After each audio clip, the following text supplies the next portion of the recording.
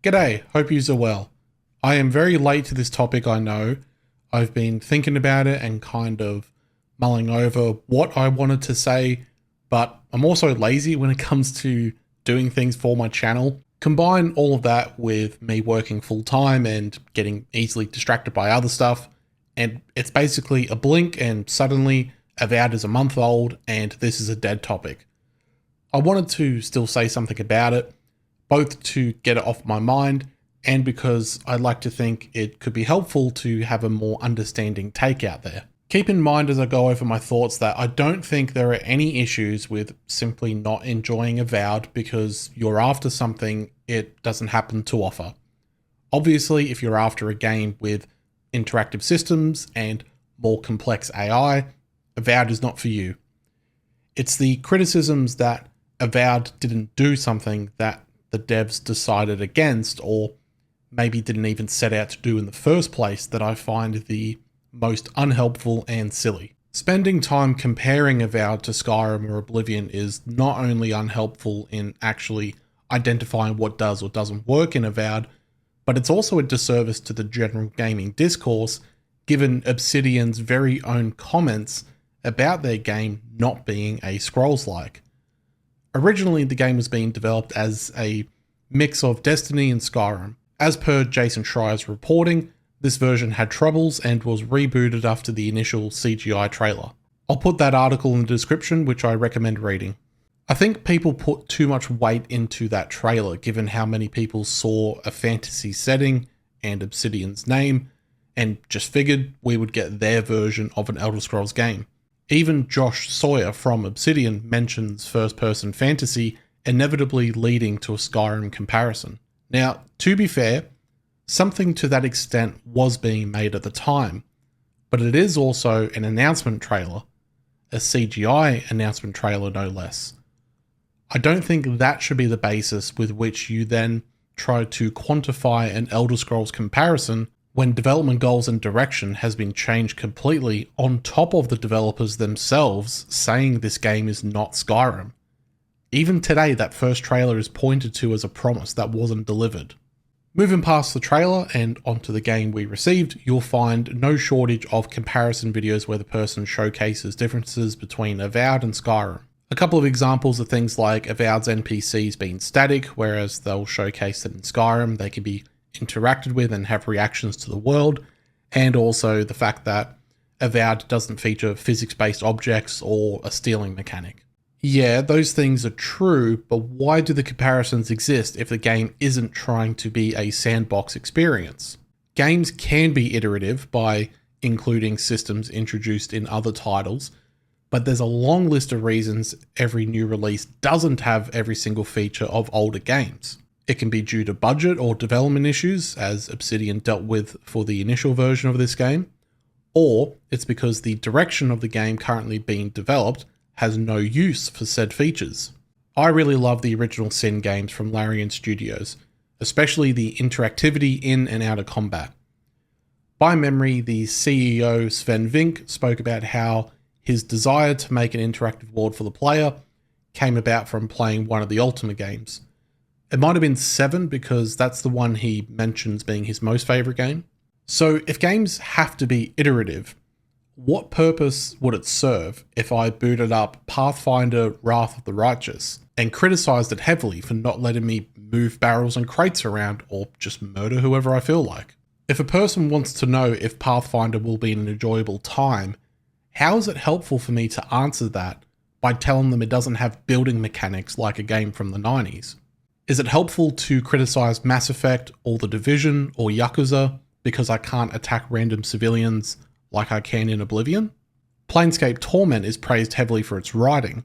After its release, storytelling in games would further evolve with the use of great facial animation in Half-Life 2, to motion capture in The Last of Us, and now we have full facial capture to really highlight the smaller details.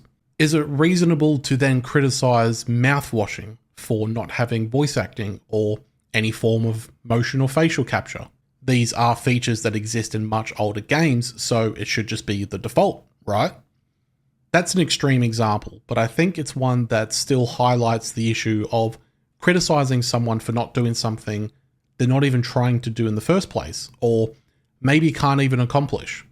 If we want to keep going extreme, you could even ask why no game can match the level of interactivity that Dwarf Fortress has, or why Battlestate Games can make weapons behave more realistically in Escape from Tarkov than id can in Doom. Different ideas, different goals, different everything.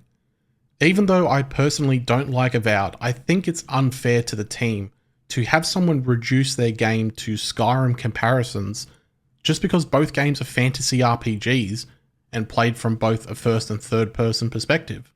I also find that narrative quite dishonest. I do understand why channels do it though, given the economy of outrage clicks. And look, let's talk about one of the criticisms that I have. The static nature of the city, or at least the first big one, because I never made it to the other maps. When walking through the city, you'll notice NPCs are placed around and have next to no animations about them. Most don't have any lines of dialogue, and the few that do something other than stand still are doing a basic animation like sweeping in one location. It's like a director for a movie has positioned their extras around the set and started filming without saying action. In terms of audio, it's also just so quiet. You walk around a section in the first city called the Market District, and not only is there just nobody there, there's no ambient noise to get the feeling of being in a city.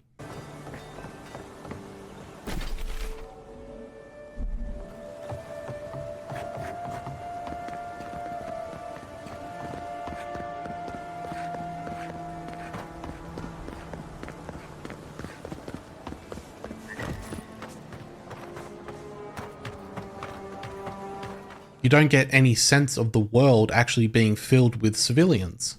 I don't think the game needed complex schedules to fix this, and that's partly why I take issue with the Elder Scrolls comparison. A few extra animations, scripting some NPCs to walk between a couple of locations, and just more people and ambient noise would have contributed to the feeling of the settings feeling more lived in and active. Take Baldur's Gate 3 as an example. It doesn't use schedules or any of the Radiant AI people want to flame Avowed for not having. How it gets the city feeling alive and lived in are things like an abundance of NPCs, animations and scripting to have people walking around the city, and plenty of ambient noise to really portray a bustling location. Plenty of folk liked that Gortash bloke, judging by all the obituaries. And then what happens? Nothing good out there.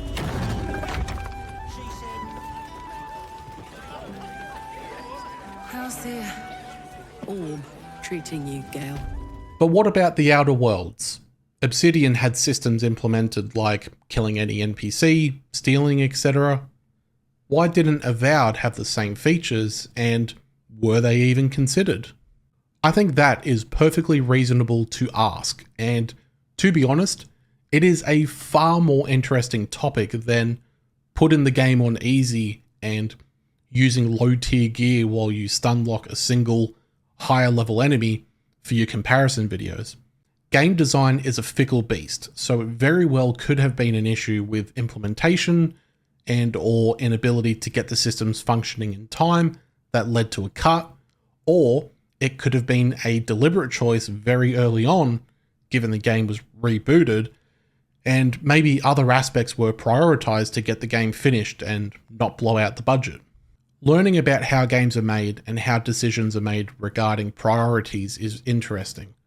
I really recommend anyone take the time to listen to things like the docos from NoClip, the Double Fine doco, developer interviews, or videos from prominent staff within the industry who share details about what they did and how the games they made came about.